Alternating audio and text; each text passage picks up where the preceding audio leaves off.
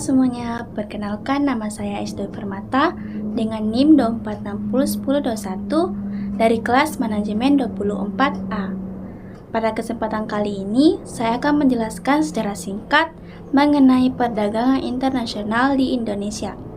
Apakah kalian tahu apa itu perdagangan internasional?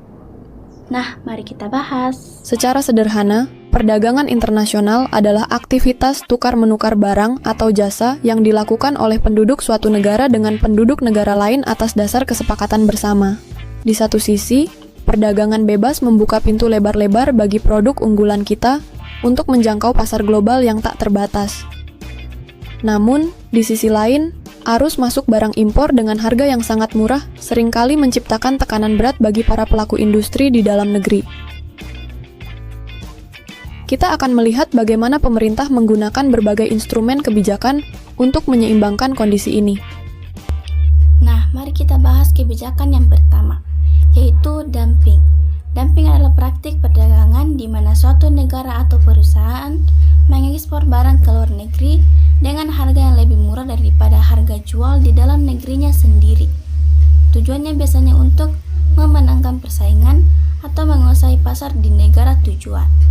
Contohnya di Indonesia, kita sering mendengar isu mengenai masuknya produk tekstil atau baja impor yang harganya sangat jauh di bawah harga produksi pabrik-pabrik di Indonesia. Hal ini tentu membuat produsen lokal kita sulit bersaing karena harga mereka kalau jauh dari barang impor tersebut. Rekomendasi penerapan tarif anti-dumping atau bea masuk anti-dumping BMAD atas impor produk polyester oriented yarn dan drought textured yarn mengundang polemik. Sebabnya terdapat beda cara perlindungan terhadap industri tekstil hulu dan hilir. Ketua Umum Asosiasi Pertekstilan Indonesia, Api Jemi Kartiwa mengatakan, pendekatan tarif barrier atau pembatasan perdagangan berbasis tarif seperti BMAD tak selalu menjadi solusi aman untuk pemulihan industri tekstil nasional. Menurut Jemi, keberhasilan dari penerapan BMAD untuk melindungi industri sangat bergantung pada kondisi struktur industri, keterkaitan antar sektor dalam rantai nilai, dan kesiapan industri hulu dan hilir untuk menyerap dampaknya. Produk polyester dan DTY merupakan bahan baku strategis yang digunakan secara luas oleh pelaku industri tekstil dan produk tekstil. Artinya, penerapan BMAD atas dua produk tersebut harus mempertimbangkan dampak terhadap keberlanjutan bisnis industri kecil, menengah, dan besar.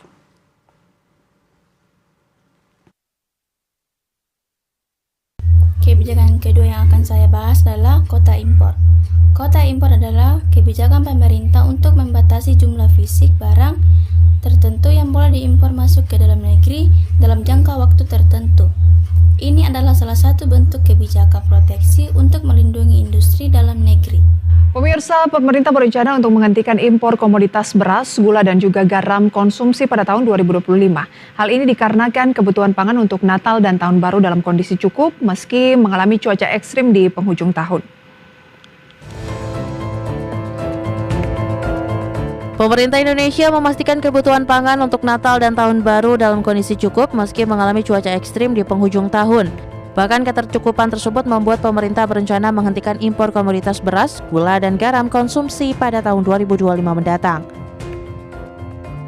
Menteri Koordinator Bidang Pangan Zulkifli Hasan menjamin stok beras baik di Bulog, retail, dan pengecer dalam kondisi aman dan mencukupi, termasuk untuk menghadapi Natal Tahun Baru yang mencapai 8,5 juta ton.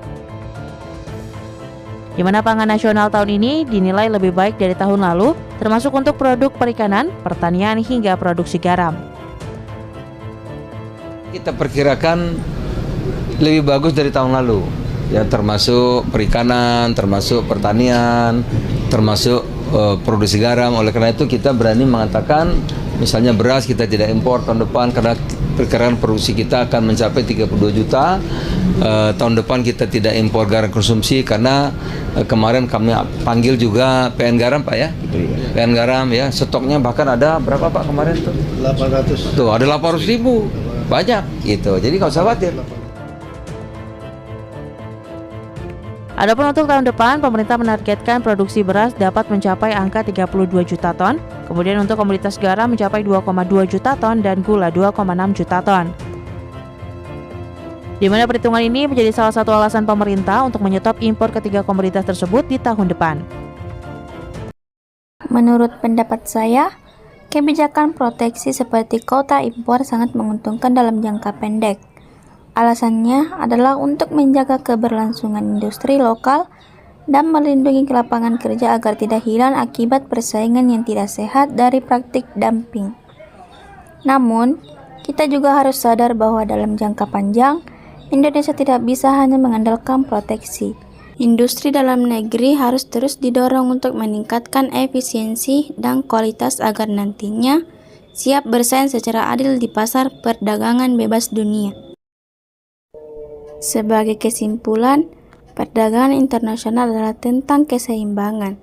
Kita butuh pasar global untuk ekspor, namun kita juga wajib menjaga rumah kita dari praktik perdagangan yang tidak sehat.